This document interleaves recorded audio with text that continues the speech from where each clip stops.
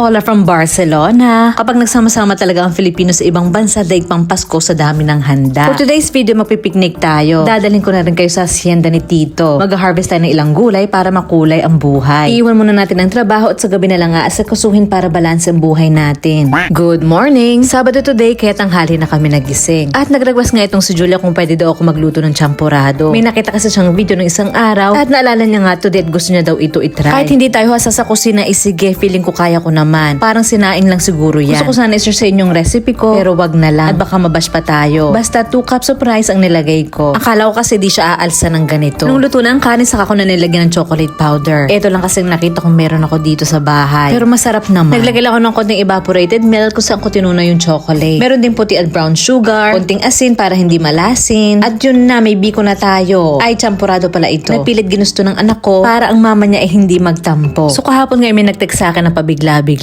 Magpipiknik daw sila at baka gusto ko nga daw sumama. Dahil wala naman akong plano ay mabilis akong umuo. Lalo na nung sinabi nila na may saging na saba dito. Nagdala rin ako ng pagkain iaambag ko. Syempre kakahiya naman kung tagalamon lang tayo. Pero mamaya ko na ipapakita at malayo rin kasi yung pupuntahan natin. Kung lalakarin. Pero 5 minutes lang sa sasakyan ay nandito na kami. Katabi lang pala ito ng village kung saan kami nakatira. Sa tagal ko na dito ngayon ko lang nalaman na may outdoor picnic area at barbecue space pala dito na dinadayo ng maraming tao. Nandito kami sa Kanchek na matatagpuan sa Montornes del Valles. Nagbayad kami ng 4 euros and 50 cents per adult at kalahati naman ang bayad ng mga bata. Pagpasok ay bahala ka na, sabi ni Kuya. Kailangan agahan mo lang para hindi kayo maubusan ng lamesa lalo na kung weekend nyo gusto pumunta. Sa daan nakita ko na marami silang playground dito na ikinalaki ng mata ng mga anak ko. May basketball court na merong 20 basketball rings para lahat ay may chance makashoot. May football field at iba pa. Perfect ang lugar na ito para sa buong pamilya. Dito napili nila Tita Madel pumuesto sa ilalim ng matataas na mga puno na ito. Inabot ko kaagad kay Tita ang kalahating kalabasa na ibinigay sa akin ng friend kong si Mona. Kailangan natin magbait. May farm din kasi si Tita. Nagdala rin ako ng luto ni Mona na maha blanca at piniritong lumpiang gulay. Hindi ko na videohan kasi ang bilis na wala. Bilibid ko na rin ilang sauces ko sa bahay. Like suka, bagoong, toyo para may sausawan ng mga inihaw namin dito. Pero yung kalamansi ko hindi na lumaki. Pero pinitas ko pa rin. Kahit isang drop lang yan, dagdag asim na rin. May dala din akong ilang tinapay at ang champurado na ginawa ko kanina. At syempre, dala-dala ko rin ay binibenta kong longganisa. Subukan yung ihawin, masarap din. Sa Barcelona and Madrid lang nga po pala available ito ha. Ang mahal-mahal kasi ng shipping ng frozen goods dito. May bitbit din akong karne ng lamb para maiba naman. At chorizo Filipino na kinain namin habang naghihintay na matapos ang iniihaw ni na Kuya dito. So ito na nga isa sa mga barbecue area nila. Nagbenta sila ng uling dito kung wala kang dala. Ang daming tao, naghalo-halo ng amoy ng mga inihaw dito. Iba't ibang lahi din ang mga nakikita ko. Marami pa rin nagluluto ng kalsot. Ang long spring onion na isang sikat, traditional food dito sa Catalunya. Ang saya, may bitbit din itong aking mga kasama. Pero ito talagang ipinunta ko, ang saging na saba nila na binawasan ko pa. Nakapag-barter kasi ako dito sa mga katabi namin mga taga-Ecuador. Kasi nakita ko ng laki ng saging nila. Na-curious ako, analapitan ko. At tinaya ako ni Kuya na kumuha ng isa para matikman ko daw ang saging niya. Sabi ko, tikman mo rin ang saging ko. Para masabi mo sa mga friends mo nakatikim ka na ng saging ng mga Pilipino.